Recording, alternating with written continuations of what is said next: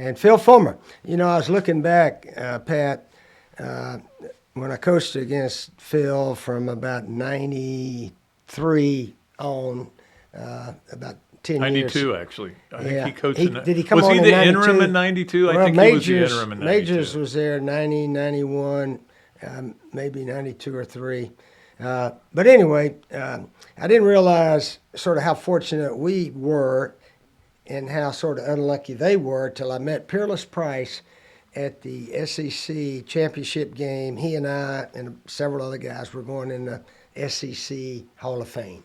And Peerless came up and he said, "Coach, we used to really hate you guys, and I sort of didn't like you very well when you said we were going to the Citrus Bowl again. Can't spell it without UT. Can't spell citrus without a UT in it." He said, "But now I can see it is sort of funny."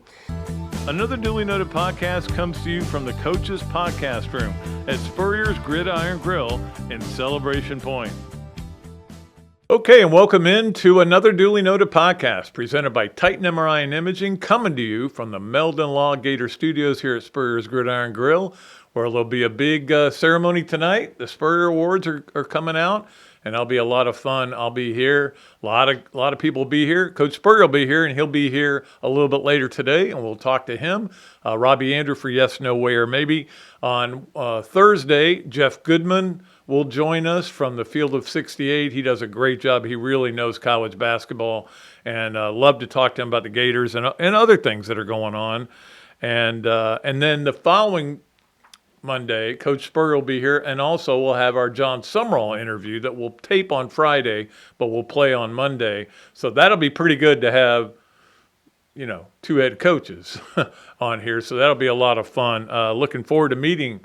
I still haven't met John Summerall, and I'm going to meet him tonight, hopefully.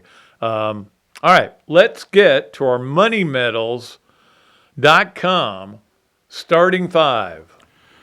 MoneyMedals.com is your home for gold and silver purchases, one of the largest distributors in all the United States.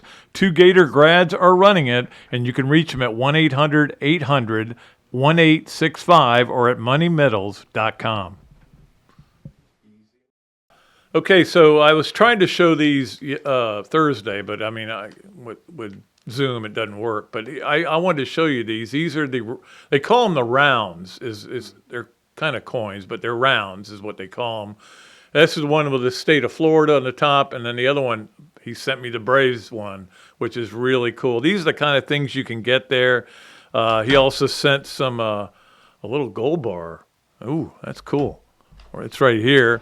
So we appreciate that. And you can do that by going to MoneyMedals.com and becoming a investor. And believe, the funny thing is when my daughter's boyfriend is into this too. And so we were looking over things, and he was talking about what they were worth and everything and how to invest and everything. He's investing a lot. So anyway, MoneyMedals.com is the place to go. A nice little box they sent it in too.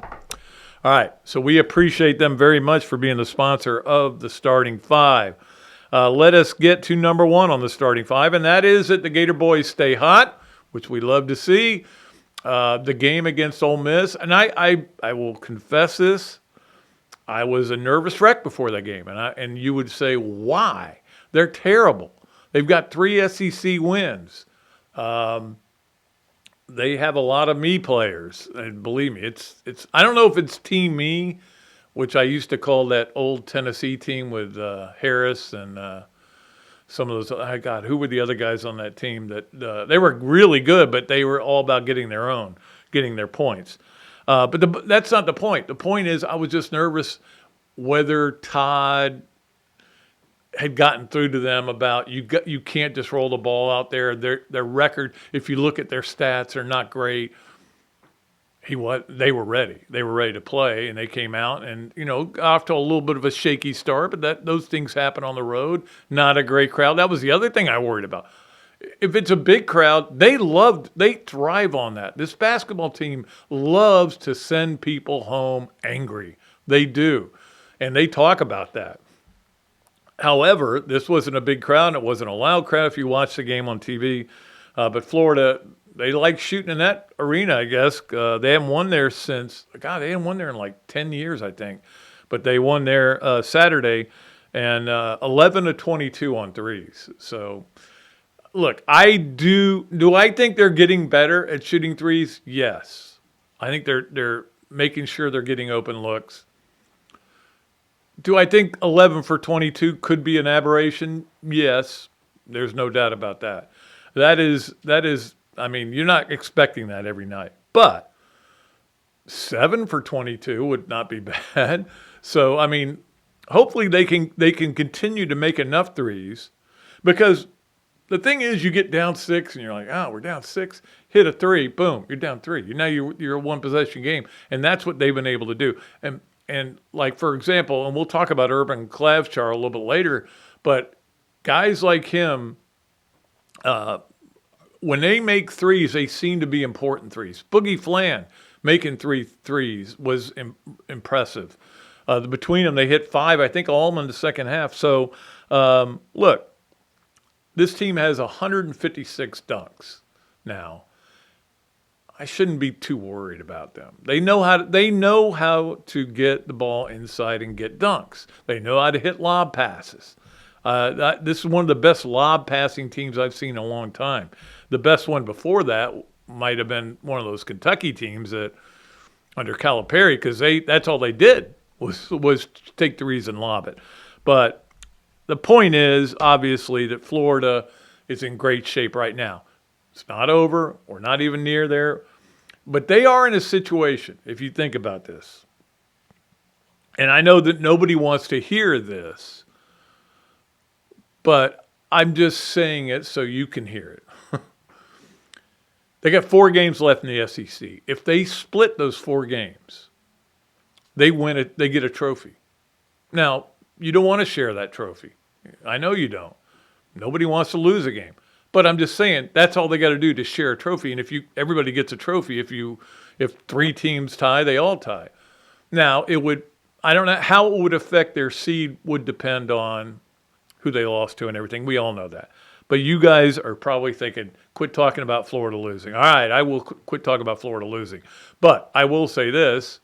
This is going to be a really interesting stretch at Texas, who's a desperate team right now. Then you got Arkansas. Game day is here, which is cool. I hinted to you on this podcast that that's when they were going to come. Remember when Reese was on the other day? What was that, 2 weeks ago? And he said, we're going to be there. I got a feeling we're going to be there. And I went, what game? Oh, Arkansas. So I've been saying that all along they were going to come for Arkansas. Anyway, very good rankings in the net and the BPI. We're going to give you the BPI in a little bit. The other, there's another, Trox or something like that where Florida is considered right now, since January 1st, as the best record of anybody, or the best metrics of anybody. Look, the metrics are all there. The team is playing great. We love what they're doing. Now it comes down to crunch time. It's almost like the season starts now in terms of what your legacy is going to be. Right now, everybody loves this team. We all love them. We love the way they're playing. We love watching the way Condon's playing. We love Chinny. Chinny didn't even have a game Saturday. He was 3 points, 5 rebounds. I don't know if they were just trying to double team him or whatever. And so Condon goes off for 24. That's just the way this team is. It doesn't matter. Whatever you try to take away, they've got an answer for. And that's the good thing about this team. And they're really high rated. But to me, and this is just a me thing, season ends. It's over now. Now we get started. Now you go try to win the SEC outright, right? You try to make sure you get a 2 seed, which right now I think they're a 2. I know that they've got them as a 3 seed, the committee does, but I think with some of the things that happened this weekend, I think they're a 2. That doesn't mean they won't end up being a 3 or a 4, but I'm excited about because this is the most fun time of the year. You've got 4 SEC games, so 2 weeks of SEC. Then comes the conference tournament, which will be fun, especially if Florida gets a 1. They don't play till Friday, or even any of the top 4 seeds. which I would think they would. And I think they may have already clinched that. I can look it up. And then you get to the NCAA tournament, which is where your legacy is totally created. Now, these are part of your legacy. And if you remember last year, I think we felt that way. The SEC tournament, we were talking about whether Florida should even try. They said, no, we're going to go win it. They go win it easily. And then win every game after that. So anyway, I'm off on a rant here, but let's go ahead and move to number 2 on our moneymedals.com starting 5. And that is, I had Hoops Fever on Saturday. I will say that. I watched so much basketball, and it was so much fun. And we went to the baseball game. Karen and I went and missed some games, and I was on my phone checking scores and trying to watch a little bit of it. Got home, boom. I said, I get to watch Michigan and Duke. That's great. And I'd forgotten that Kentucky and Auburn were playing after that. And I was like, this is great. I had Hoops Fever. The Arizona-Houston game was unbelievable. Arizona, without Koa Pete, won the game. I think Houston could end up behind Florida if they don't win some games here down the stretch. As far as the national seeding, the Duke-Michigan game was a rock fight. Michigan just couldn't make shots, man. Duke. Cameron Boozer makes baskets when you absolutely have to have them. He'd be my player of the year, to be honest with you. And then, of course, the Auburn beating Kentucky. That's always fun. You know that. You know how much I like that. And that game was just crazy. Wild game. We'll get to that a little bit later on Three Things with Hesser and Kipke. We'll get to that in a minute. But Tennessee beating Vanderbilt. I was rooting for Vanderbilt, but that's a big win for Tennessee. Maybe they won it for Wes Rucker, who, of course, passed away over the weekend as well in a car wreck, which was just terribly sad. And then I'm watching, I literally turn on the UCLA-Illinois game on my third TV, and I go, let's just see why Mick Cronin is so mad at his team all the time. Because he's always mad at him, always yelling about him, always saying terrible things about him. So I've started to watch it, and I think they're down 25-9 or something. And I'm like, God, no wonder he's mad. So I put something else on that TV. Then all of a sudden I'm looking at Twitter, and they go, hey,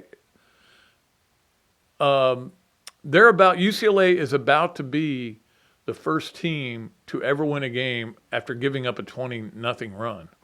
I go, what?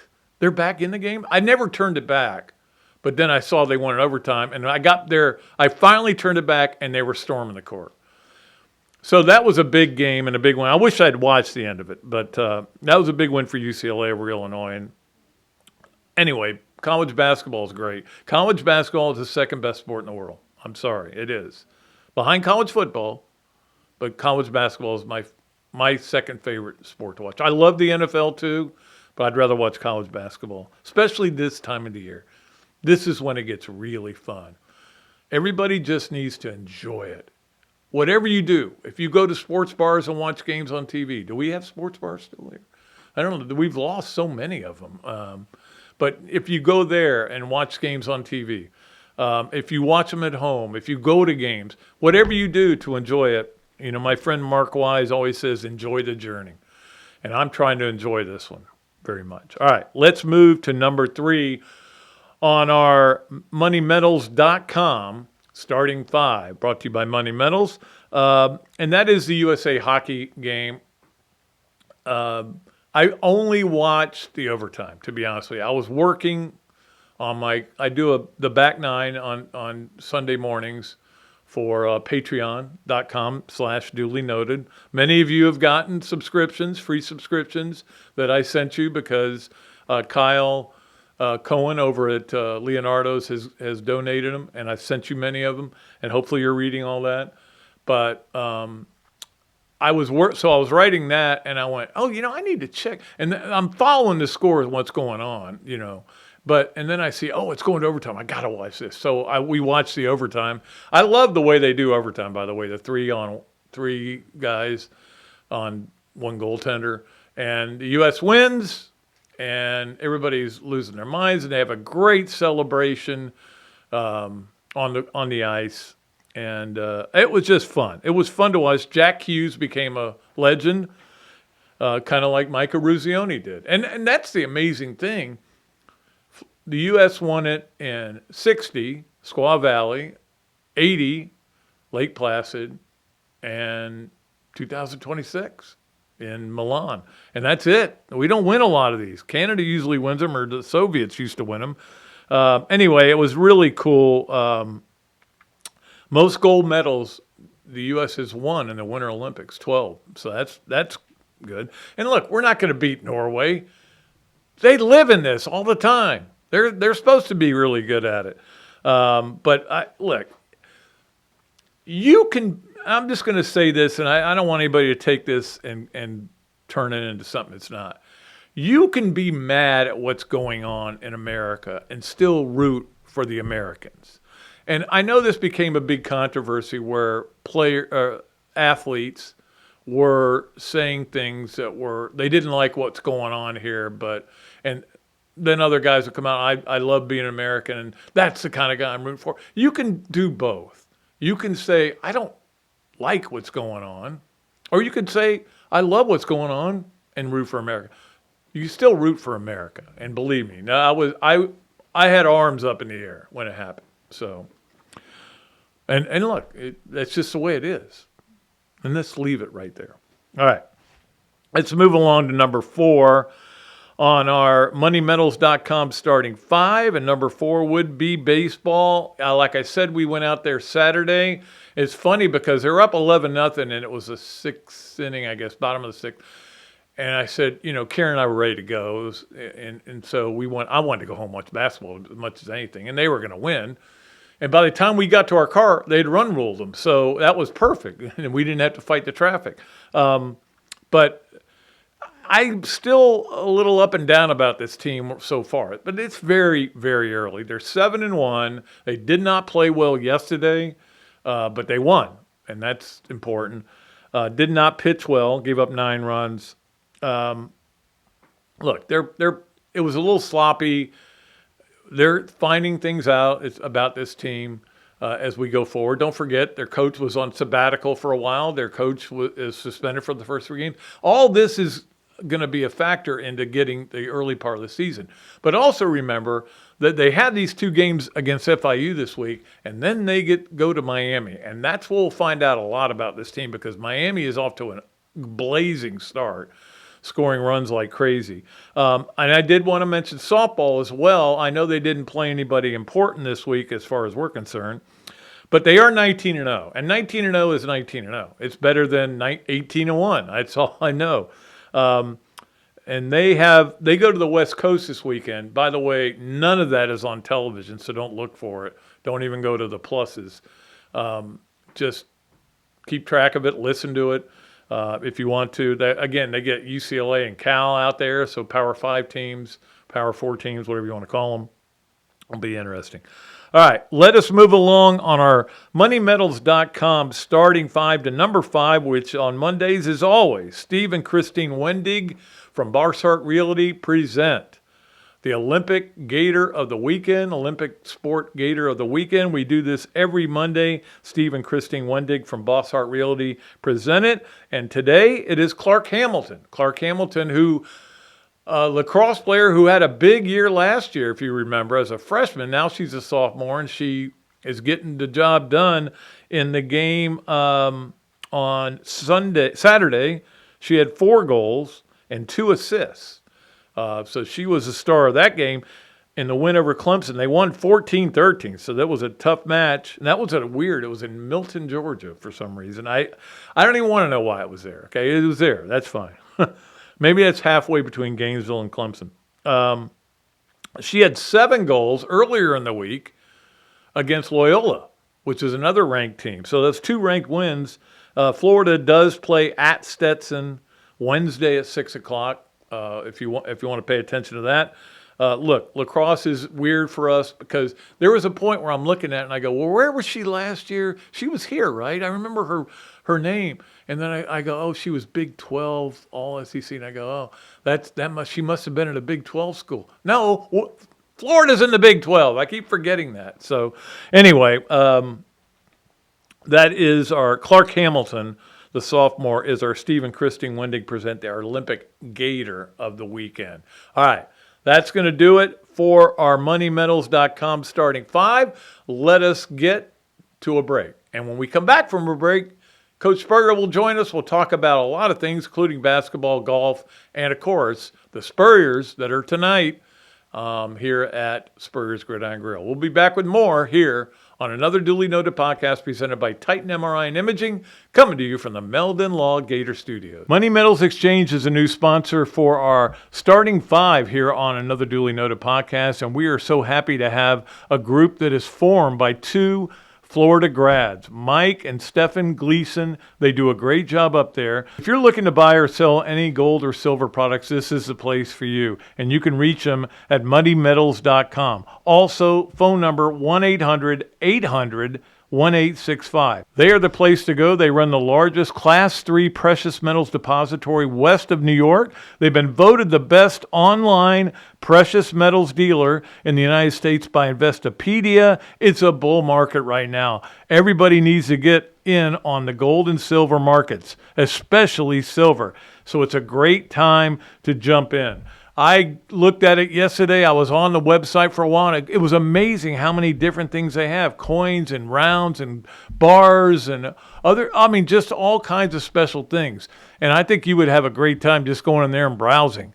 And, look, the prices are right there. You know how much it is. Money Metals Exchange is the place to go. Again, Mike and Stephen Gleason do a great job. You can reach them at moneymetals.com or reach them at 1-800-800-1865. Titan MRI, North Central Florida's premier independent diagnostic testing MRI facility. At Titan MRI, we're focused on you, the patient, having a great customer experience. Our MRI equipment is modern and 75% quieter than any unit in its class.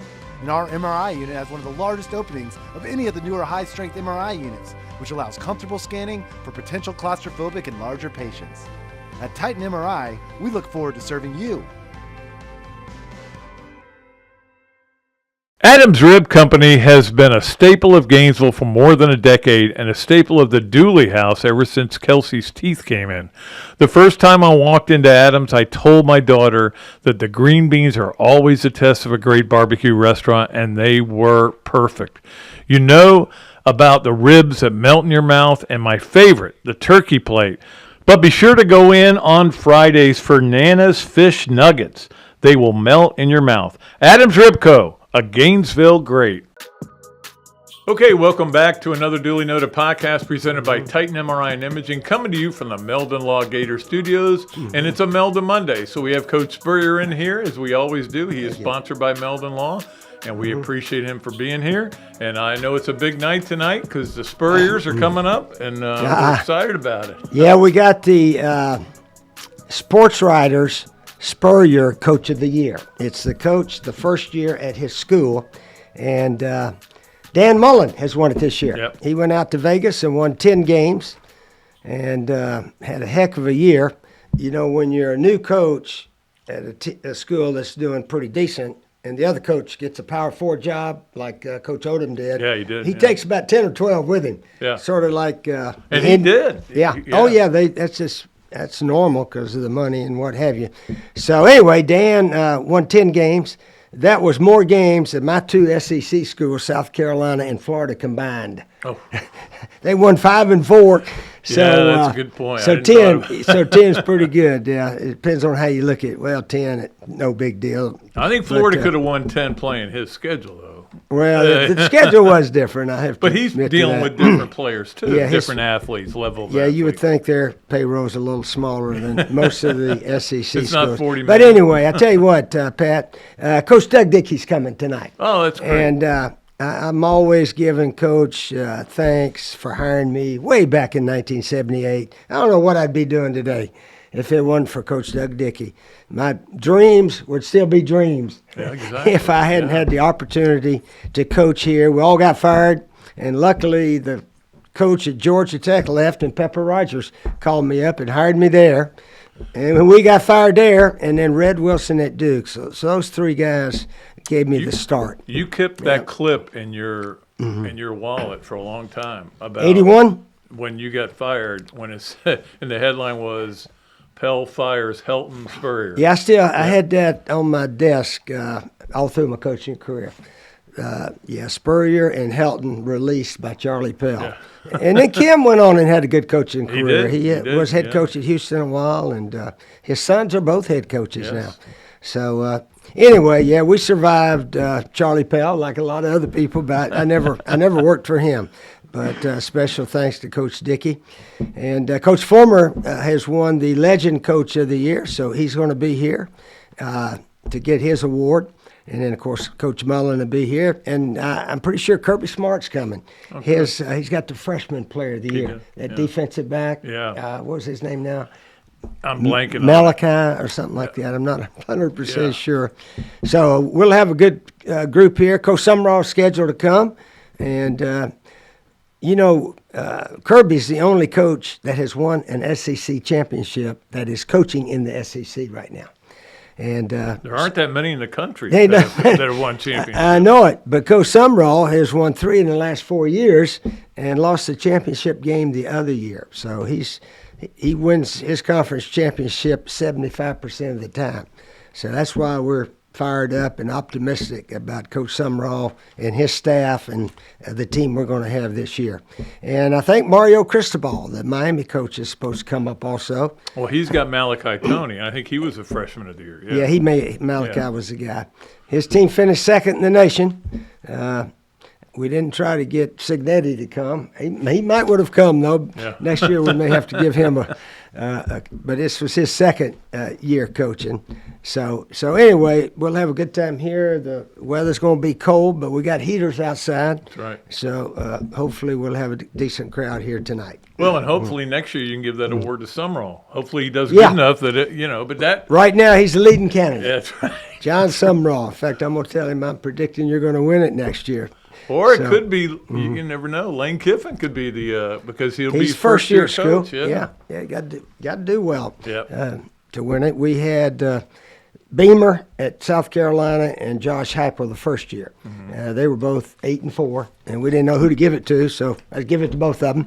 And they all came, and that was the first year we did it. And so anyway, it should have a good crowd here tonight. And we got a whole bunch of my old players coming. It's really going to be neat to see these guys. This is let me go down the list real fast. Noah Brandeis, quarterback that never lost a game starting here. Started about 5 games, never had a loss. Mark Camel, Derek Chambers, Shane Matthews, of course, 2-time SEC Player of the Year, Javon Curse, Terry Jackson, Henry McMillan, Travis McGriff. Let me tell you a quick story. Okay. Travis McGriff came with Ike, Riedel, and Quezzy in the same recruiting class. Same class, yep. And Nafis, Kareem, and Jamie Richardson. And then Travis. We signed 6 guys that year. Well, Travis had to sort of wait his turn. Ike and Riedel, after 3 years, they left. So Travis got a chance to play in 97 and 98. And in 1998, Travis McGriff caught passes for more yards than any receiver in the history of University of Florida football. And we don't recognize that enough. And I'm going to recognize it tonight. And all of you out there say, I didn't know that. Well, that's the truth. Travis McGriff, he paid his dues and waited here to be a Gator. He didn't transfer. Of course, his dad was a good Super Gator also, Lee McGriff. But there's a loyal Gator if there ever was one. And he's in the record book as catching passes for more yards than anybody ever. So we're going to give Trav a good recognition. And then we got Jason Odom, got Jesse Palmer coming up. Oh, Jesse's scheduled to come up. Jesse led one of the best last-minute drive when we beat Tennessee in 2000. You guys would not have played for the SEC that year if he didn't. No, we had to win that one, and then we got on a good streak after that to win the SEC in 2000. Kenyatta's coming, Lomas Brown, Gerard Warren, the Townsend brothers, the kickers, are coming, and so forth. So I think we'll have a good group here. Tricia Garzon does a super job at putting this thing together. And Mike Griffith is the one who called me up and said, we want to put your name on this Coach of the Year award. Mike's a sports writer, lives up in Georgia area. Yep. So I think he's got Kirby Smart coming also. He does. So hopefully we'll have a good crowd here. Yeah, you going back to Travis, I know that his dad feels strongly that he should be in the Florida Hall of Fame. Well, he should be. And he should be. I agree with him on that. But, I mean, I can't do anything about it, you know. I wish I could do more about it. I call over there and suggest him. I've suggested Dr. Pete Indelicato, our team orthopedic, for about 25 years here. He was with me. He was with Urban, and he was with Billy Donovan. So I mean, all the championships. He Dr. was with Pete Lon Kruger. I remember right going there. to the Final Four back in those when they went to the Final Four. Mm-hmm. But that's the thing is everybody goes, well, it's just – and that is the way the Hall of Fame is structured. You've got to let all these other people in from different sports. And for example, softball now, all the great players in softball are becoming eligible. And look, I agree with Lauren Hager and all those people being in. But I just think they should expand it a little more. I mean, we're expanding everything. Expand the college football playoff, expand March Madness, expand the Hall of Fame too. Yeah. Well, some years – instead of 10, maybe have 14 or something, because these people are deserving. Yeah, absolutely. But they I don't know, they're big about restricting things over there. I'm working on them. I'm trying to get them to get the Ring of Honor a little bit more open too. If they listen to you, they haven't listened to me, because I've been recommending Dr. Pete for about 6 or 7 years now, Pete Indelicato. So. Oh, I did that with the Florida Georgia Hall of Fame. I voted on it for all these years, and Judd Davis, they would never even put him on the ballot. I go, Judd Davis had one of the greatest Florida Georgia games of all time. Yeah, kicked 5 field goals. And it was in the Muddy monsoon. And finally, I wrote on it, unless you guys put Judd Davis on this ballot next year, I'm done. And they didn't, and I'm done. So I don't vote on it anymore. Because sometimes you got to make a stand, right? Well, let's. That's going to be a lot of fun tonight. I'll be here too. That you didn't mention me. I'm a celebrity, right? Semi-celebrity. Semi-celebrity now. Yeah. I'll be here, and it'll be a lot of fun. Basketball. I did want to talk about some basketball because obviously this team just keeps winning. They are fun to watch. I don't know. You know, even with 19 turnovers, they're fun to watch. But it's a lot of fun to watch this team. I know you've been to a lot of the games this year. Yeah. And I didn't think we could get excited about a team after last year. I thought, well, this year's team, whatever they do is fine. But now everybody's excited again about them. Yeah. Todd Golden has done a super job with the attitude and the mentality. These players come to every game. They have the ability to forget last week. No matter how well we played, we got to play well or we're not going to win. So you can see the effort and their mindsets, and it's a good team. It's a real good team. But there's a whole bunch of good teams. Oh, there are, yeah. And sometimes it comes down to who makes a three-pointer or who makes some free throws and this, that, and the other. And that's what we did last year to win it all. Clayton, what's Clayton's? Walter Clayton. Walter Clayton. Yep. I don't. Walter Clayton Jr. Yeah, I get his first and last name confused. Walter Clayton, yeah, he made the key plays at the end of the game so many times. So if we make a good run, heck, we'll have a chance again. But there's a lot of good teams out there. And that's the thing. You know how hard it is just to win one game in the tournament, let alone 6. That's and right. it's very difficult. But, hey, look, just getting in with a high seed. They likely will be playing in Tampa. So that'd be good too. But they are a lot of fun to watch. But you mentioned there are a lot of good teams. And I watched a bunch of it this weekend. I'm sure you did too. There were so many good games on. And I even stayed up and watched the Kentucky-Auburn game. Was a great game too. There are just so many teams that could do damage. It's pretty amazing. Yeah, it really is.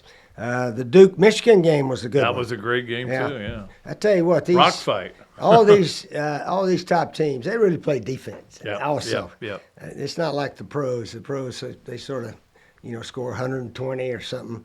But these guys really play defense in college basketball. Defense travels too. And they know That's that. true. And that's one thing Todd Golden had to kind of change his mentality, because that second year they got to the NCAA tournament.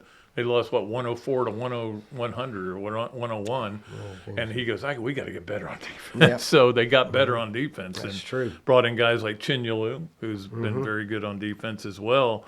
But going back to something you just said,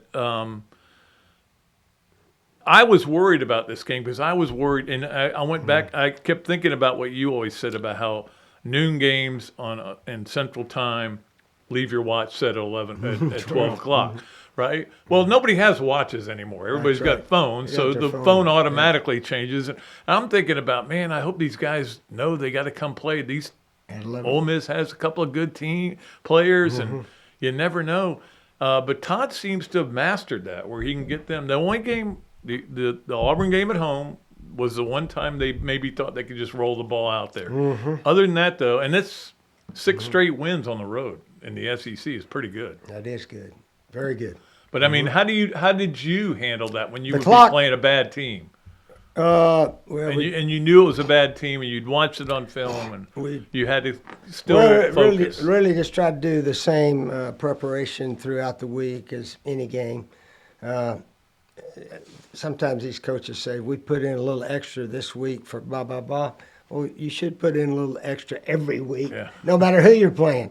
That used to be the saying back in the old days of the 50s and 60s, where you can only get up 2 or 3 times a year.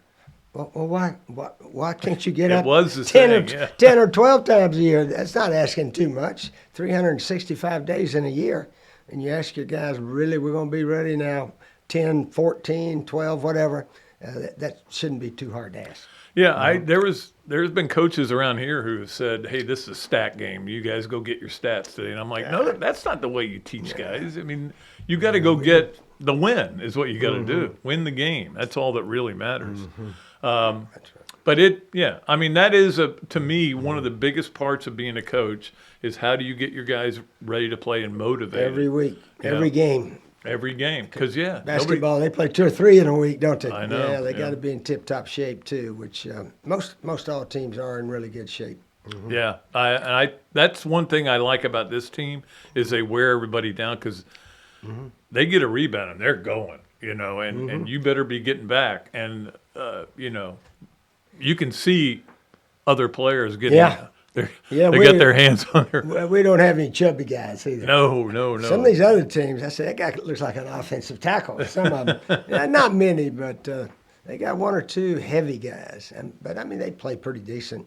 But our guys are lean and can run all day. It appears. Yeah, they're playing really well. Which brings us to our Campus USA play of the weekend. It is brought to you by our friends at Campus USA, where Coach Spurrier does his banking and where I do my banking. And he is a spokesperson for him as well. But this was the play of the weekend. It came on a fast break, and Florida threw a little lob pass, not to one of their big guys, but to one of their smaller guys. And it And Longton, Boogie Flan throws the lob. Lee gets it How up and he in. got his arm turned all the way back Just there. flipped to it lay off that the in. glass Yeah. with the Was- left. I mean, when that happened, I was like, "Oh my!" And even his teammates were loving that. And he got fouled on the play, so he got a free throw. So Yeah, it was pretty neat. Yeah. to put him up, that put him up 20, and then you're just like, okay, I can relax a little bit now. Even with 5 minutes to go, it's okay. But that was our Campus USA play of the weekend. Now, I know you also watched a lot of golf this weekend. Jacob Bridgman getting the Jacob win Bridgman. there. Yeah, the kid from Clemson, and now he's the minor league of golf. What do we call that Oh, tour? the Corn Ferry now. Corn Ferry now, yeah. He earned his way, finishing top 5 or something like that, to get on the PGA Tour this year. And what was this, about the 4th or 5th, 6th event? He's or so. played well in a lot of them. And he's yeah. played well, but he jumped out to the lead and held on by 1 shot. And certainly that was a huge win for the young man. And a Clemson guy, he said Dabo sent him a text, and so did Trevor Lawrence, Yeah. quarterback for the Jags. So he's on top of the world right now. We got to get some Gators in that win column. We got some more Gators out there than we've had in a long time. I mean, obviously Billy, and he's coming off that injury, and Toasty and Ricky Castillo, and so we got guys out there. We need to get some of the guys in the winner circle. Stop these Alabama and Clemson guys from winning everything, and Georgia guys. Georgia's got so got many a bunch guys out there. Yeah, they do. Their golf program has done well. But I also I didn't know if you knew Joey Knight at all. I mean, Joey was at the Tampa Tribune and covered Florida some, but I didn't know if you knew him. His passing away last week was I didn't know that. tough for everybody. So Yeah, between I knew him and Wes Rucker, who covered Tennessee, I don't know if you knew him at all, but I knew him very well because he covered Tennessee, and then another friend of mine that passed away. It's just been a rough Was he the rough one week. in the car wreck, Rucker? He was in a car wreck. I heard and, about that. Wes and Rucker, yeah. the sad thing is, and in fact, Rick Barnes, at the end of his post-game thing said, hey, look, this guy couldn't get insurance because he'd had a stroke a few years ago. He's only 43 years old, but he'd had a stroke a few years ago, so he couldn't get insurance, and they've set up a GoFundMe.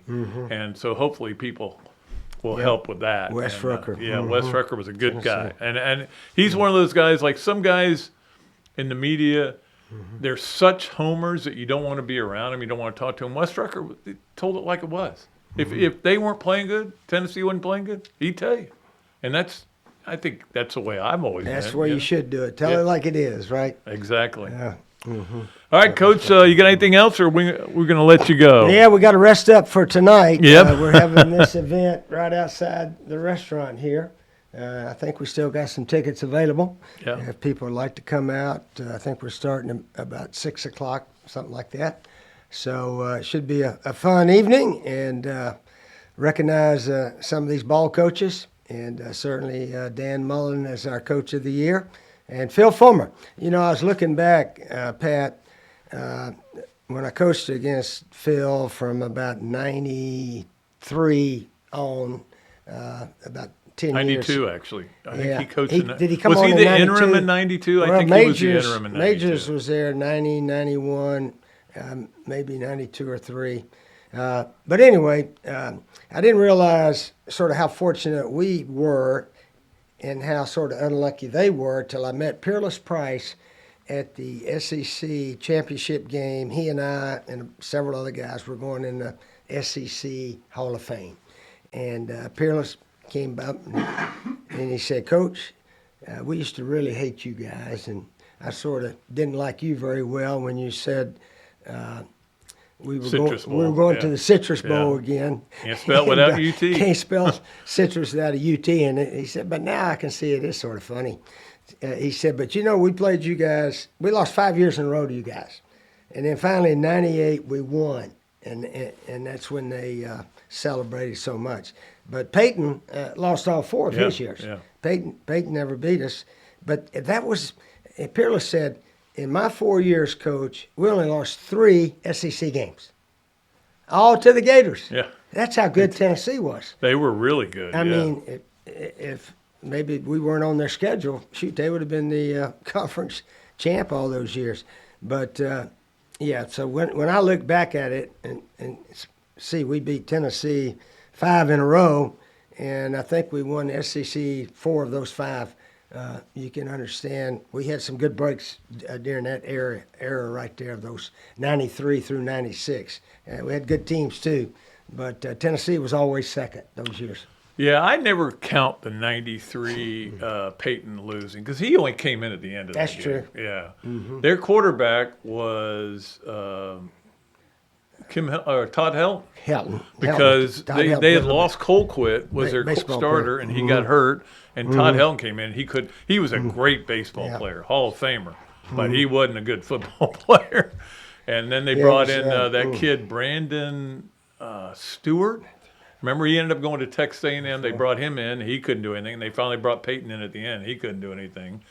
And I think he threw a pick in the last play. Yeah, he was freshman that year? Yeah, he was a freshman, 3, 4, 5, 6, 7.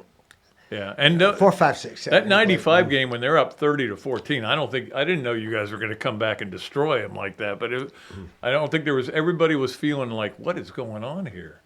Because they were way up, and you came back and scored at the end of the half, and then blew them out in the second half. Yeah, that was it was interesting. We scored 62, and I want to say that was the only game they lost that year.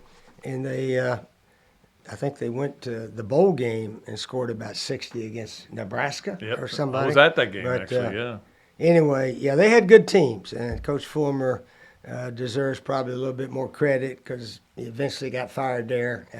They pushed him out. After a couple of 7 or 8 win seasons. And people, they're realizing now that run he had was pretty good. You know, when you look back. Yeah, the better you are, the more is expected of you. Right now, Florida would take an 8-win season, right? They would love that. They would love a Ron Zook season. 8-4, so forth. Well, it is nowadays is a little tougher than back then. Yeah. When Philip and I coached, we had FSU, obviously very good. Of our 4 choice games, but the other 3 we usually played somebody we were heavily favored, and they did the same thing. They had about 1 maybe top opponent out of their 4. Also. Yeah, I remember that one year they lost to Memphis. Yeah. But nowadays we got 9 SEC games and 3 other games. One of ours is always FSU, so maybe we'll have 2 that we can play everybody. But it hadn't been that way lately. No, it hasn't. And that's why Napier's not here now, maybe because of difficulty in schedule. But we got a good coach now, John Sumrall. He's a different guy, and his coaches are sharp guys also, from what I hear. He's like you. He likes to go to all the like tennis and baseball and basketball. He loves going to all the sports at here. And that is, I wrote about this in my column in Patreon. That is a novel idea at Florida. Have a guy who's a community. I mean, they haven't had that for a while now. Somebody who's out in the community a lot, and that's good. I'm glad. I think he's doing the right thing. Yeah, John and his wife are both scheduled to come here tonight. So Jenny goes to all the functions also. So I think my wife Jerry's going to sit with her, and looking forward to a nice evening here tonight. Absolutely, and I will be here, and that'll be a lot of fun. All right, we will be back with more of another Duly Noted podcast after we take this break. Appreciate Coach Spurrier, as always, on a Meldon Monday. Coach, you know, it always impressed me how you beat Florida State to win the 1996 National Championship. And I was really impressed with your 06, 08, and 09 Gator teams. And the way you coached Danny to the Heisman Trophy. A lot like what you did with Tim Tebow. You know, you won more SEC championships than you lost home games at the Swamp. And you had plenty of super games in front of our Gator Nation. Yeah, there really is something special about the Swamp. I guess that's why we say about the Swamp, only the Gators get out alive. To the Swamp and the Gators, with the best beverage served at Spurrier's Gridiron Grill, 100% agave Los Landeros tequila, aged in bourbon barrels for a smoother taste. I think you mean head beer coach, 1966 lager, a crisp, light, bodied lager for easy drinking. Nope. Los Landeros tequila, smooth enough to drink neat and bold enough to elevate a cocktail. 1966 lager, enjoyed on game days in the fall or whenever you need a winning cold brew. Los Landeros tequila. 1966 lager. Los Landeros. 1966 lager. Y'all stop bickering. Okay, you're both wrong anyway. The best thing Spurrier's Gridiron Grill offers are Jerry's famous chocolate chip cookies.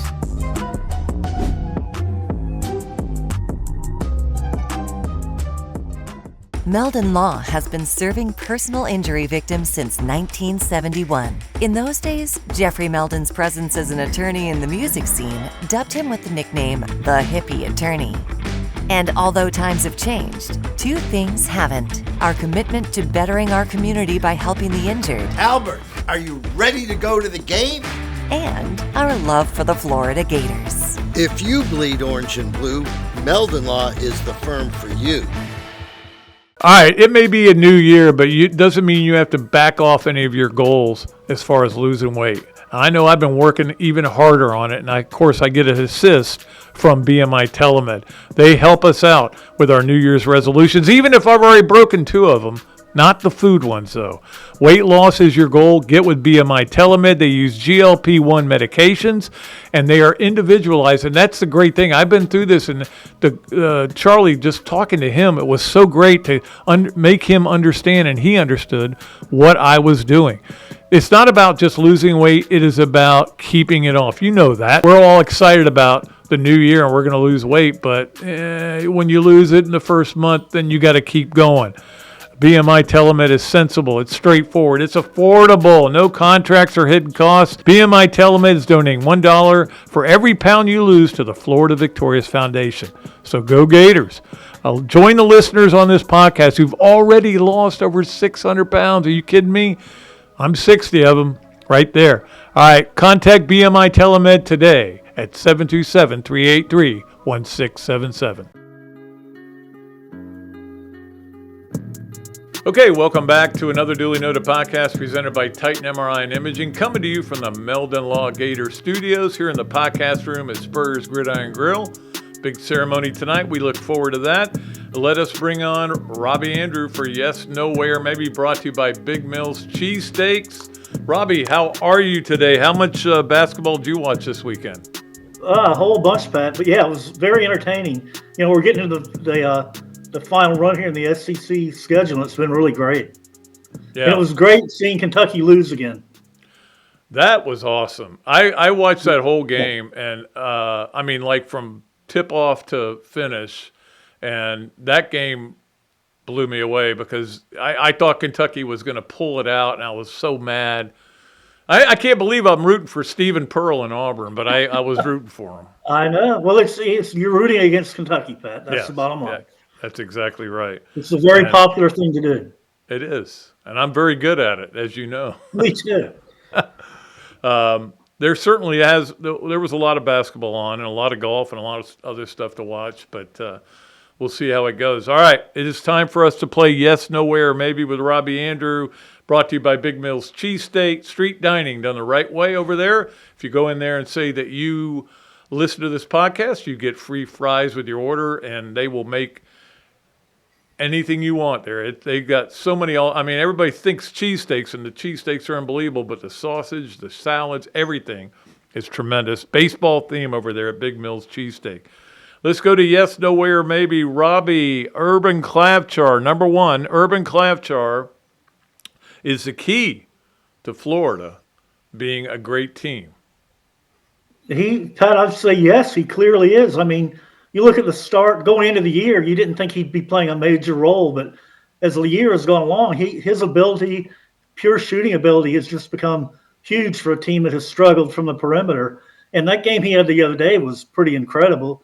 I mean, if he gets set and gets his feet under him, he's going to drain it. He's got a pure shot. And, watching him do what he's done the last few weeks, he kind of reminds me of Lee Humphrey on their championship run with that team, that he was such a vital part with his ability to make threes. So I know that Klobuchar isn't great on defense, but, he's so good on offense, you've got to get him involved like they have, and it's paid off big for him.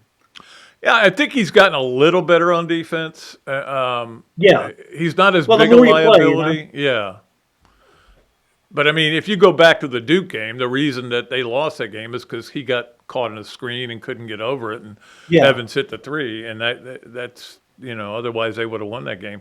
But, he is, I think, again, he's different from Humphrey in that he takes a kind of a fall-away three, Yeah.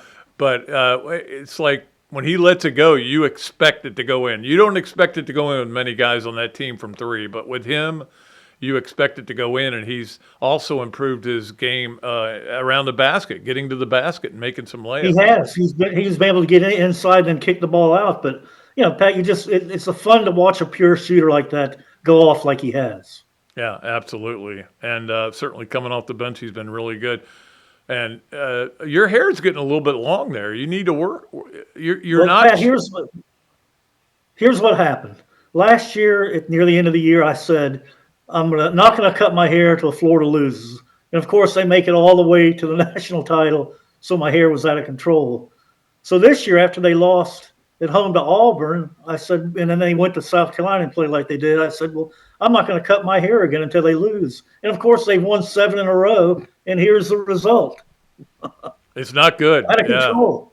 I'm It Shaggy. is out of control. You're Shaggy. I know, That's they for might you, win is a few Shaggy. more. Now, I Yeah. remember you when you had long hair. When we were in junior college, we had afros basically. Well, yeah, we had long hair. We Yeah, had long thick hair hairs, and- and we Yeah. we had our first beer bellies too from Yeah, junior we did. college. I remember your brother going, "You guys have beer bellies." It was all from the beer too, no question about it. Well, and also the meatloaf that we had every night for dinner. And Yeah. remember we used to make those au Or the gratin time- potatoes. Yeah. What about the time Booger Bowls for dinner just ground some hamburger meat and that was it? Yeah. Nothing in it. We There weren't you making go. spaghetti or anything else. Nope. It was just grilled hamburger meat, Oh. ground hamburger meat. It is. It was the good old days. I every once in a while I go by that apartment and I think people are still living in it, which is incredible. They are, Pat. I went by there not long ago and they're still living there. Oh, it was nasty then. That was 1973 or whatever, 72. It was nasty 72 then. and 3, but- Yeah. But the convenience store where we got 99-cent 6-packs of Old Milwaukee's gone. Yep. Well, so's the old Milwaukee. Yeah. All And right. 99 cents. That's right. Yeah. Number 2 on Yes Nowhere, maybe brought to you by Big Mill's Cheesesteak with Robbie Andrew. It is spring. Spring practice has started for baseball. You're optimistic about the Twins. No way, Pat. I can't say that strong enough. I And set that up baseball- for you. Baseball's already dead to me. I mean, it died 2 weeks ago when I saw the tweet that Pablo Lopez, our only really good pitchers, out for the year with Tommy John. So, it's just going to be bad news. They're going to be one of the worst teams in the American League, I'm afraid. But the thing is, they're a small market team, Pat. They made no deals in the off year to bring in anybody new. So, it is what it is. They're just going to be mediocre at best. They need to get a better NIL program going. Yeah, they do. They do. Yeah, 500. I don't think 500 is a legitimate goal for this team now. That's the thing. You got $40 million rosters in college football, and I don't know that the Twins have a $40 million roster now. If that. Yeah. I feel the same way about the Braves. When the latest news about Hurst and Waldrop having some arm issues and a lot of other guys that were hurt, and we've traded away some of our better pitchers. I don't feel a lot. I'm just going to watch and see how it goes, Yeah. But, the one thing you have, Pat, that I don't, you have a really good farm system. Minnesota's farm system doesn't do much of anything in terms of producing talent. It's hard to grow anything in the cold north. Frozen tundra. Frozen tundra. All right, and finally, number 3, spring football is also starting. So the bottom line is John Sumrall needs to do one thing and one thing only, and that's bring the edge back to Florida football. Yeah, Pat, I think you're absolutely. I agree with that 100%. I mean, they've no question they have a talented roster. I think people acknowledged that last year. But now it's about a new culture where you play with confidence and you play with, like he said, your hair on fire. And I think that so far, I mean, he hadn't practiced yet, but he's lifting weights with the guys. He's doing things like that to be around the players. And I think he's creating a new edge that is going to help this team, moving forward and kind of turn the program back around in the right direction. So too early to say it's going to happen, but I mean, all signs point to, they are gaining an edge now.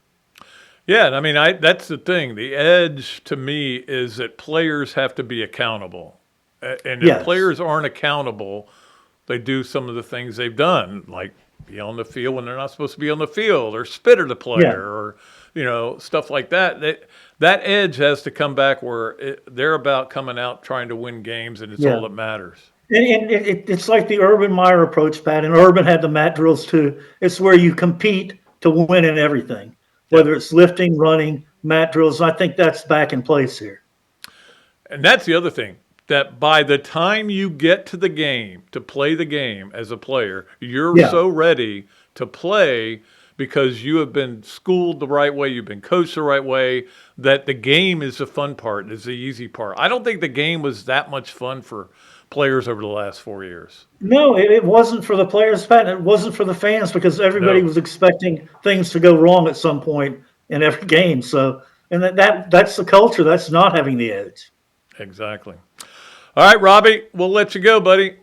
Okay, Pat. Maybe I'll get a haircut soon. Maybe I won't. No, don't. I hope you don't. I know.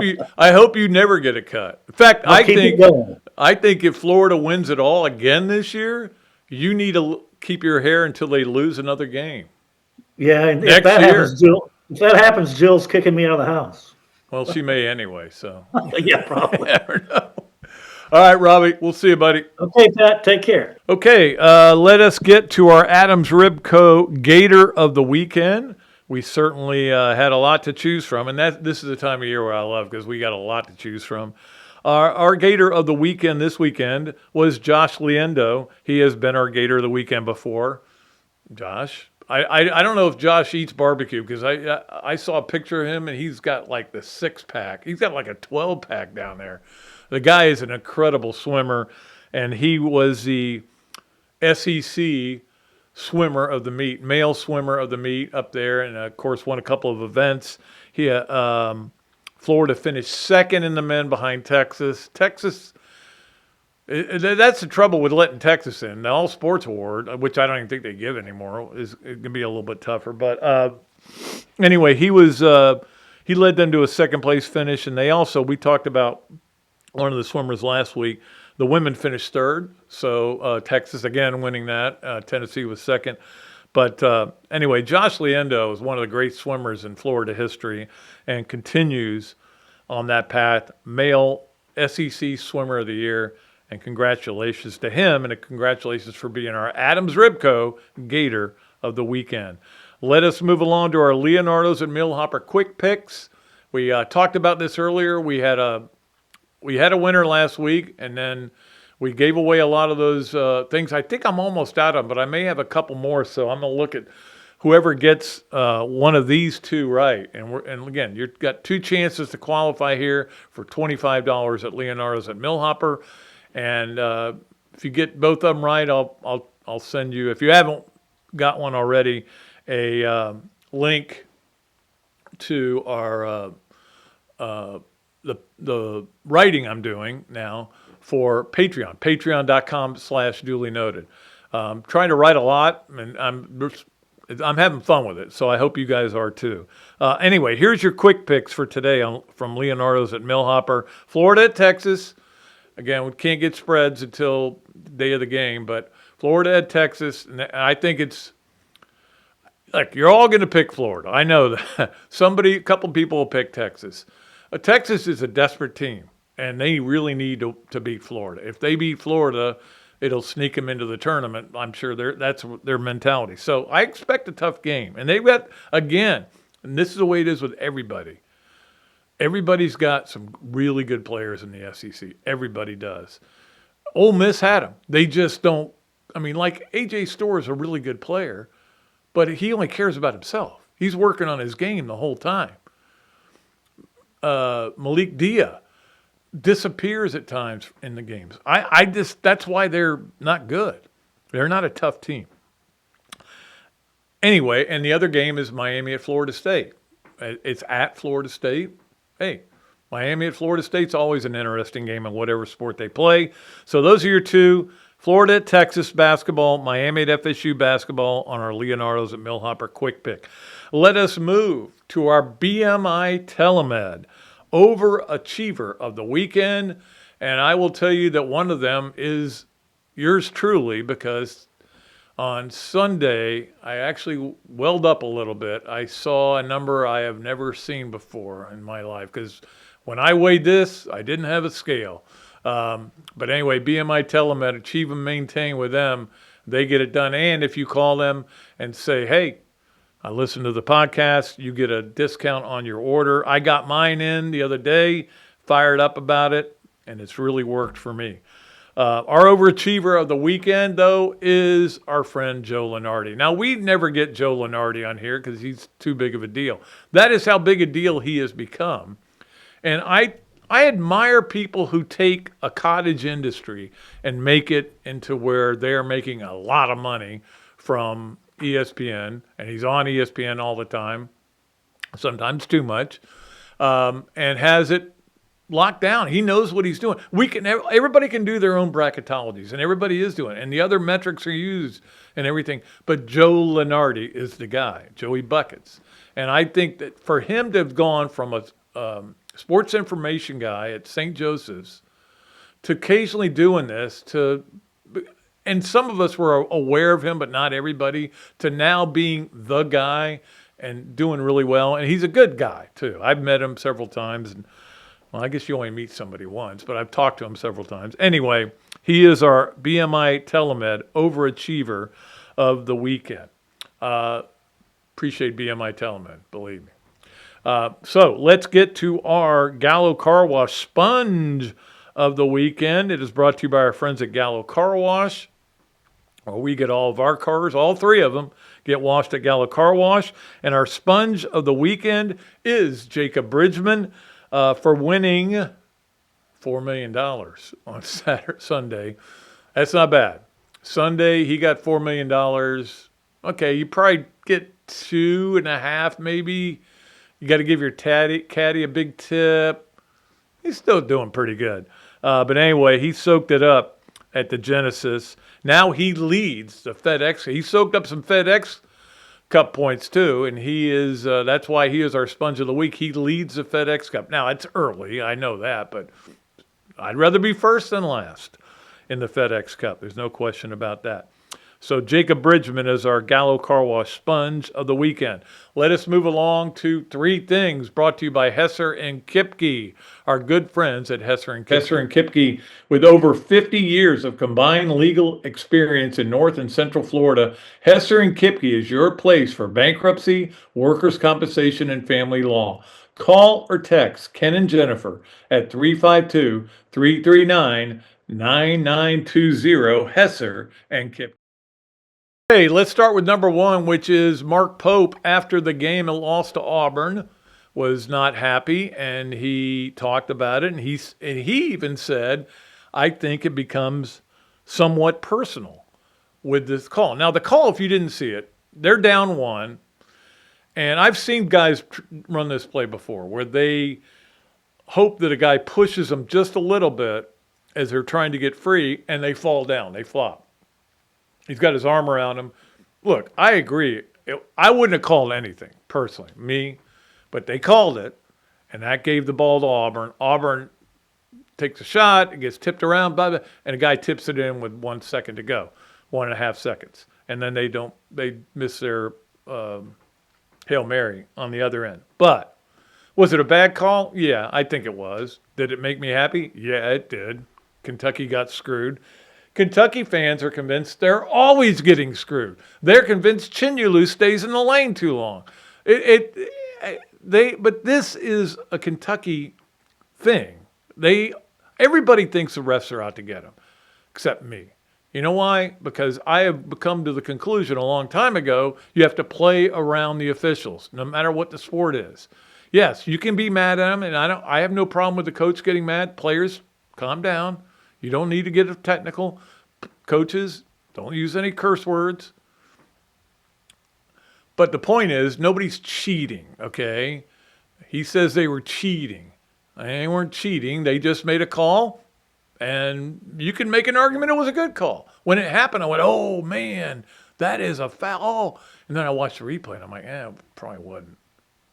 They don't have the benefit of the replay, and you can't replay a call like that. That's not up for review. But anyway, that was Mark Pope. Lost his mind a little bit. Super personal is what he called it.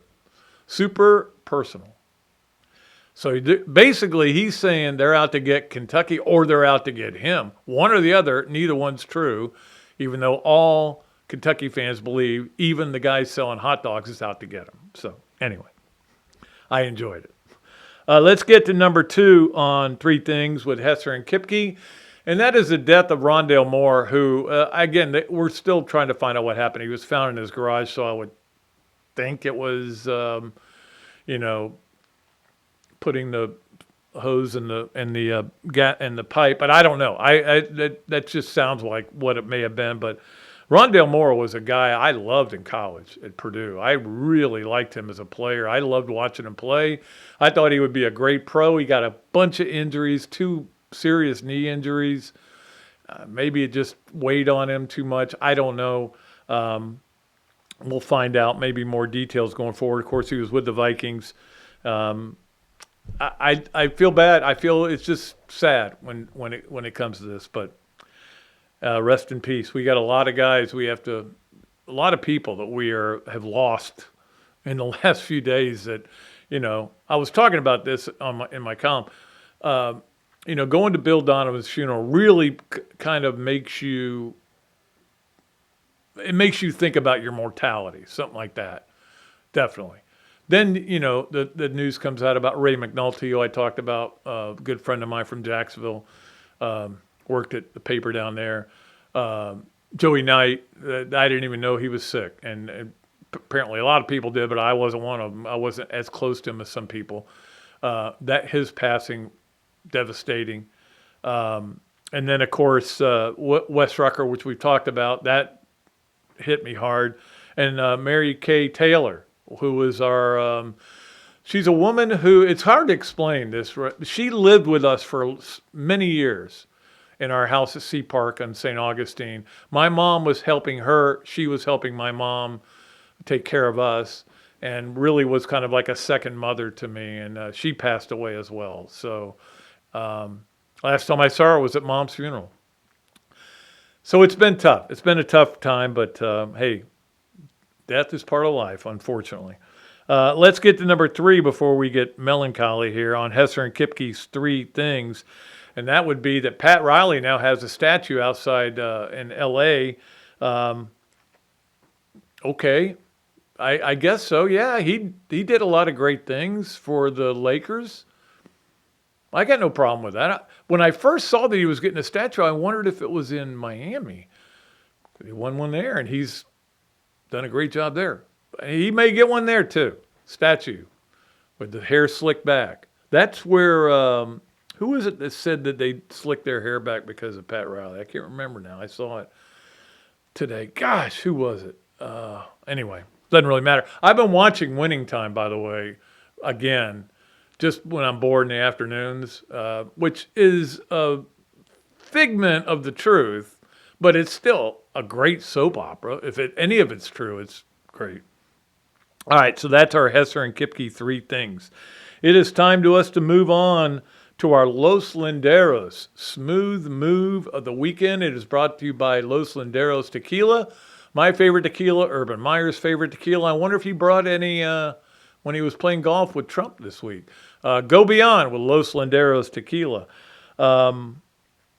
My smooth move of the week was Tommy Houck's dunk. Now, if you didn't see this, he gets a steal. Xavier Lee's ahead of the pack. Tommy says, "I'm taking it. It's a wide open dunk. I'm taking it." And Xavier put his hands over his head when he was dunking it, like I would have had an easy layup. I'm sure they were just having fun with it, but I mean, Tommy's like, "I'm getting this two-handed dunk, man." So that was a pretty smooth move there. I got no problem with him getting to 20 points. I think Xavier also might have thought, I need this basket for a double-double. Maybe wasn't keeping track of his stats very well, but whatever happened, it happened. And it was funny, and I laughed. Anyway, that is our Los Linderos smooth move of the week. End. All right, let us get to our Learner Law Club team of the weekend. It is brought to you by Learner Law, the place to go when you need to make a closing. They know what they're doing, and I'm trying to look it up here, and here it is. Our Learner Law club team of the weekend is our men's soccer team, the UF men's soccer team. And a lot of people have said we need men's soccer as a regular sport, as a sanctioned sport, and I don't know that we'll ever see that happen. But the men's soccer team is still doing a great job at Florida. They are heading to the Nationals next month, so that'll be really cool. Also, Matt let me know that the Atlanta Hustle schedule is out there, and we'll give you that information on how to find that. We talked about, they're one of our other sponsors. We'll talk about that when we get to this, that, and the other later this week. So that is our Learner Law club team of the weekend. Let us move along to our Mark Gaida presents the 12, brought to you by Mark Gaida at Pepin Realty. We appreciate Mark and we appreciate Pepin Realty. And today we are going to go with the BPI. So we're trying to give you different metrics because don't forget, there are multiple metrics that this committee uses. It's not like they only sit down with the net or they only sit down with Leonardo's bracketology. They have multiple metrics that they use. Now, I think sometimes they get a little confused or maybe they don't pay enough attention to some of the metrics. But I don't know what a better system to do it is than have a committee. I really don't. If you have one, go ahead and tell me. All right, so this is the latest BPI brought to you by Mark Gaida and Pepin Realty. Number 1 is Duke now, because Duke, of course, won that big game. And number 2 is Michigan, which lost that big game. Number 3 is Arizona, which won the big game. Number 4 is Houston, which lost that big game. So we had the top 4 teams. Of course, that was the way this was like a Final Four, and it felt that way, like a Final Four. It was unbelievable basketball. Number 5 is your Florida Gators and the BPI meter. They're number 5. I think they're number 4 in another ranking. Torvik, I think is what it's called. And they're only number 9 in net. So maybe the net's not that important, but maybe it is. Who knows? But look, that's where you want to be for Florida. Florida just wants to go to Tampa as a high seed, hopefully a 1 or 2, or at worst a 3. That's the goal, is to get to Tampa. And you got to be a top 4 seed to have a chance at that. Number 6 is Illinois in the system, which lost, of course, that game to UCLA, which I'm surprised they're not a little bit lower than that. Number 7, they were ahead of Florida, so that they switched out. Iowa State is number 7, also loser this week. Number 8 is Gonzaga. Number 9 is Purdue. Number 10, Louisville, which won 20 games again. Second straight year under the greatest name in college basketball, Pat Kelsey. See, get it? Pat and Kelsey, yeah. So he's doing a great job. Number 11 is UConn. And number 12, the Tennessee Volunteers. So that was a big win for them over Vanderbilt. They've been kind of a forgotten team this year, but Florida beat the crap out of them. So that is what we have. That is our BPI presented by Mark Gaida at Pepin Realty. And give him a call. We need to get his phone number. I got to get his phone number. We need to let people have his phone number because he said he's been getting a lot of calls. All right, let us wrap it up as we always do with our Swamp Games of the Week, brought to you by the Swamp Restaurant. And, of course, the Swamp Restaurant, if you saw the videos on Twitter of they opened it up for the hockey, even though the hockey was early in the morning. And like I think the governor of New York also let the people start drinking at 6. I guess on Sunday you can't drink it till noon or whatever, but they said, we're going to change that rule. I think the Swamp did the same thing. And that you should see the crowd chanting USA. It was really cool. If you haven't seen those videos, you can find them, I'm sure, on Twitter. But here are the games we have. Tonight, you got 2 really good games. I know a lot of you don't listen to this till Tuesday, but if you listen to it today, Louisville at North Carolina is at 7 o'clock on ESPN. And then Houston at Kansas. God, Kansas got smoked by that Darian Peterson. That whole thing is a mess. But anyway, that game is at 9 o'clock. Both those games are on ESPN. Tuesday, Miami FSU, which we mentioned, is on the ACC network. If you're looking for it, that's where it is. And then Tennessee at Missouri is a 9 o'clock game. That's a 9 o'clock game. Tennessee, Missouri, 9 o'clock on the SEC network. Auburn, Oklahoma at 9 o'clock on the ESPNU. So a lot of late games. The early games aren't great, to be honest with you, but the late games are pretty good. Wednesday, Florida plays Texas, obviously, on ESPN2 at 7 o'clock. There's also St. John's at UConn. That'll be a great game, 7 o'clock on NBC and Peacock. And then A&M Arkansas in Arkansas, 9 o'clock on ESPN2. Want to watch that game because see what Arkansas has got, coming into Gainesville. And then baseball. Florida plays FIU. Both those games are on SEC Plus, 6:30. They're both here at the Condren. I like to call it Con Air. 6:30 on Tuesday and 6 o'clock on Wednesday. So there it is. There's our TV schedule for today. All right. Hopefully you enjoyed the show. Don't forget, Thursday, Jeff Goodman will join us. We'll talk college basketball with him. Can't wait for that. Next week, John Summerall will be on with Coach Spurrier. They'll both be on. They'll be on separately, but they'll both be on. And we look forward to that. All right. That's going to do it for the show. Thanks to Zach Rothrock. By the way, did you see Keegan pitch a shutout the other night? I did see that, Yep. Believe it or not. Yep. Thanks to Zach Rothrock for doing a great job. As always, we'll be back with another show on Thursday. And until then, I am Pat Dooley saying I am deep, I am way back, and I am out of here.